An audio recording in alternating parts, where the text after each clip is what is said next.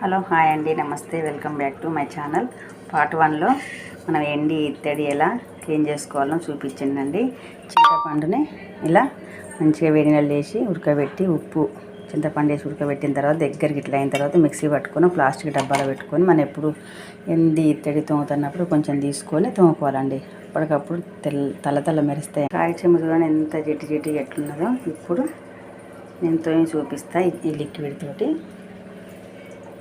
1లో చూపించిన ఈ ఛాయ్ గిన్నె అండి. మొత్తం నల్లగా ఉండే, కొంచెం ఇట్లా పెట్టగానే తల మెచ్చిపోయిందండి. కానీ ఎప్పుడు కానీ వీటినంటే తూడ్చి పెట్టినాం అనుకోండి, మచ్చలు పడకుండా మంచిగా ఉంటాయండి. లేకుండా తూడకుండా పెట్టినాం అనుకోండి మళ్ళీ మచ్చలు పడ్డట్టుగా అవుతాయండి. చెమ్ము ఇలా ఉంది కదండి, ఇక చూడండి నేను కొంచెం చేస్తా.